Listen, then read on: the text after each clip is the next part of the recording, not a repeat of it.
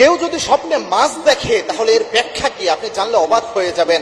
স্বপ্নে মাছ দেখা অবিবাহিতরা দেখলে একরকম ব্যাখ্যা, আর বিবাহিতরা দেখলে আরেক রকমের ব্যাখ্যা। আবার এই স্বপ্নে মাছ দেখার ক্ষেত্রে যদি কেউ বড় মাছ দেখে স্বপ্নে তাহলে এক রকমের ব্যাখ্যা, ছোট মাছ দেখলে আরেক রকমের ব্যাখ্যা। মনে রাখবেন এই স্বপ্নগুলোর কিন্তু একটা ভ্যালু রয়েছে এবং আল্লাহর হাবিব সাল্লাল্লাহু আলাইহি ওয়াসাল্লাম স্বপ্নের চমৎকার গুরুত্বারোপ করেছেন।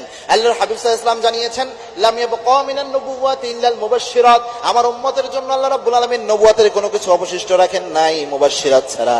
সাহাবায়ে একরাম প্রশ্ন করলেন, ইয়া রাসূলুল্লাহ মুবাশশিরাত কি?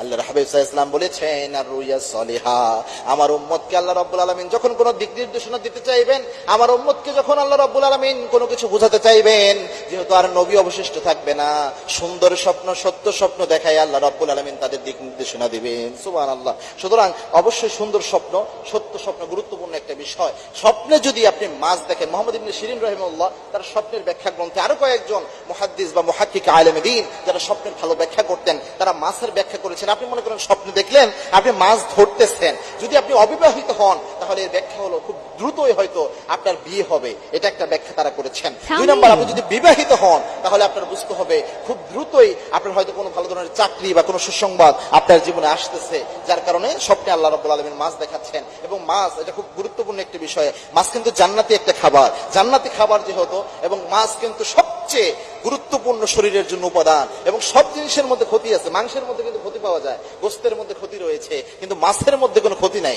মাছের যে তেল রয়েছে এটাও শরীরের জন্য অনেক বেশি হেলদি, অনেক বেশি উপকারী একটা জিনিস। এজন্য মাছ স্বপ্নে দেখা এটা ভালো আলামত বহন করে। এখন যদি আপনি বড় মাছ দেখেন, ধরেন আপনি স্বপ্নে অনেক বড় মাছ দেখলেন, এর ব্যাখ্যা হচ্ছে আল্লাহ রাব্বুল আলামিন আপনাকে বড় কোনো কিছু আল্লাহ আপনাকে দান করবেন, রিজিকের বড় কোনো প্রাচুর্যতা আল্লাহ রাব্বুল আলামিন আপনাকে দান করবেন, এটা ব্যাখ্যা আলেমরা করে থাকেন। দুই নম্বর হচ্ছে, আপনি যদি ছোট মাছ দেখেন, এরকম মাছ যেই মাছটা অত বেশি বড় নয়, তাহলে আপনার এটা বুঝে নিতে হবে এই রিজিকের ব্যবস্থা আল্লাহ করলেও হয়তোবা অত বড় কোনো রিজিকের ব্যবস্থা হবে না, ছোট কোনো রিজিকের ব্যবস্থা হবে। এটাকে আবার অনেকে খারাপ ভাবে ব্যাখ্যা করেছেন, ছোট মাছ দেখা তবে অনেক বেশি বড় কিছু পাবেন না, এরকম ব্যাখ্যা বহন করে। তিন নাম্বার হচ্ছে, আপনি কাঁচা মাছ চিবাইয়ে খাচ্ছেন, এরকম যদি দেখেন, এটা একটা মারাত্মক ব্যাখ্যা রয়েছে।